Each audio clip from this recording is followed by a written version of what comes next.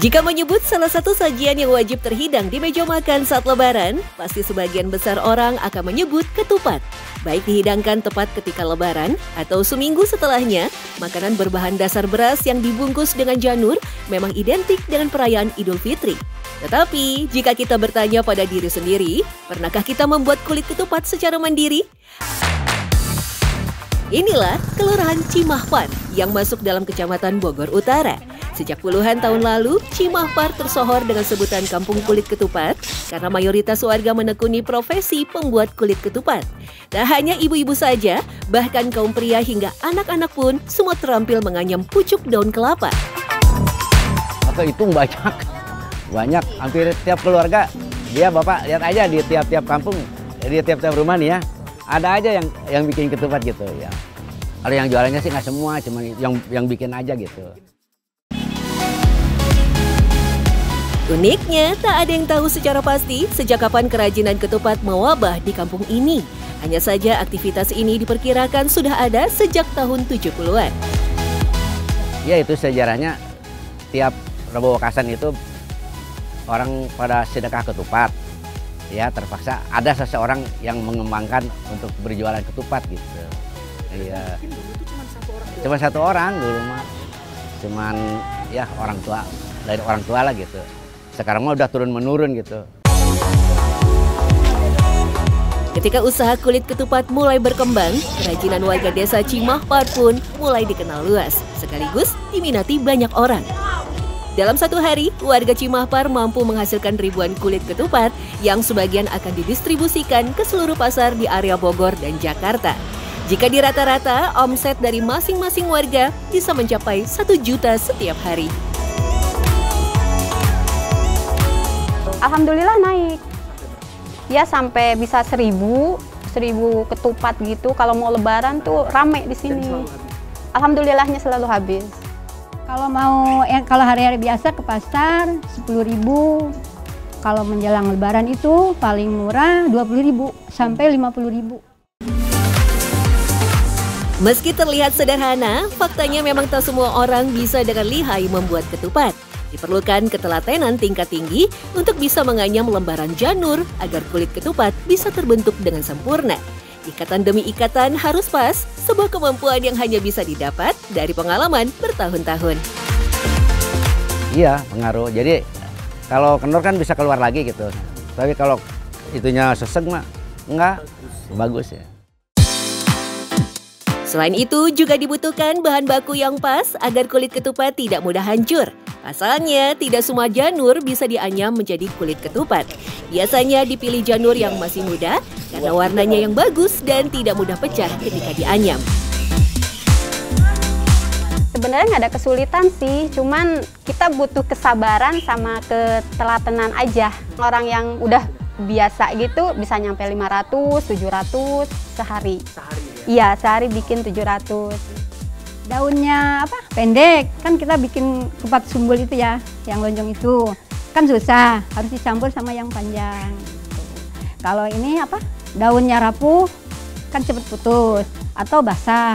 Kalau basah kan lengket, kena tangan juga kotor gitu.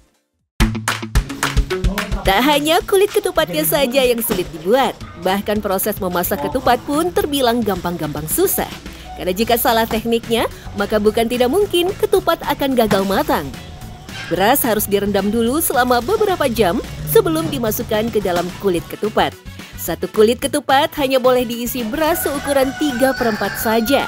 Dengan begitu, ketupat akan terlihat cantik dan tidak terlalu besar ketika nanti sudah matang.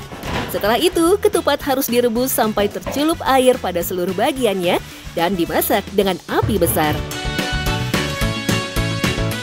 Merebus ketupatnya yang bagus, yang lama gitu. Nyuci berasnya yang bersih. Jadi ketupat itu, kalau ketupat Cimahpar itu 1-2 hari nggak basi gitu.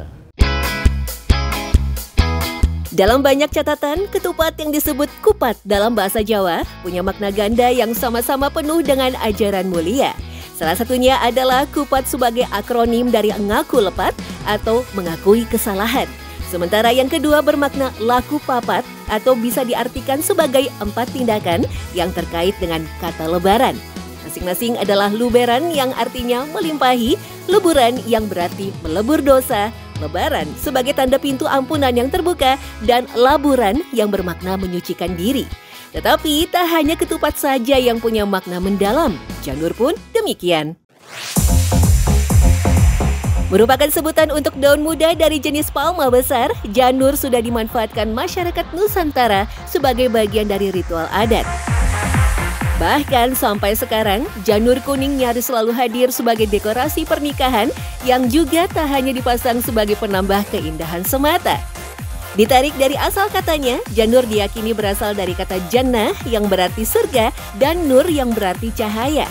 Kedua padanan kata tersebut membentuk makna tentang harapan mulia sang pengantin untuk selalu mendapatkan ridho dari Yang Maha Kuasa dalam membangun bahtera rumah tangga. Kuning dari kata ning, ya, kata ningnya yang dipentingkan. Dari kata wening atau hening atau kesejatian diri, gitu. Kira-kira begitu. Jadi kira-kira mau membentuk kesejatian dengan cahaya ilahi, ya, cahaya Tuhan, cahaya surga. Sebagai dekorasi pernikahan, janur kuning memiliki beberapa bentuk. Dalam adat pernikahan Jawa, janur kuning biasanya ditemui dalam wujud kembar mayang dan umbul-umbul. Biasa dipajang di tepi pelaminan, kembar mayang merupakan sepasang hiasan dengan kombinasi janur, buah-buahan, serta bunga-bungaan. Sebutan kembar mayang atau mayang sepasang merujuk pada simbol penyatuan dua individu dalam satu biduk rumah tangga. Kembar mayangnya itu berbentuk payung. Payung itu adalah simbol kehormatan, simbol kebesaran. Bukan hanya kemudian penangkal dari hujan, tapi sebagai tanda kita harus membangun keluarga yang terhormat, sehormat-hormatnya. Dekorasi janur kuning dalam pesta pernikahan selalu dibuat secara berpasangan.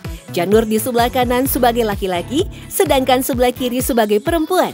Posisi tersebut dipasang sesuai sudut pandang tamu yang datang dari depan. Jadi bukan dari arah tempat duduk mempelai. Ketahanan dari warna janur kuning selama acara pernikahan berlangsung konon menandakan sesuatu. Mitosnya, jika hiasan janur kuning tidak layu sampai hajatan selesai, maka tandanya sepasang pengantin masih perjaka dan perawan. Jika salah satunya layu, maka dilihat kembali apakah itu janur sebelah kanan atau kiri. Itu kan karena masyarakat kita menganggap bahwa unsur keperawanan dan keperjakaan itu masih dihormati begitu tinggi, terutama pada masa yang lampau ya.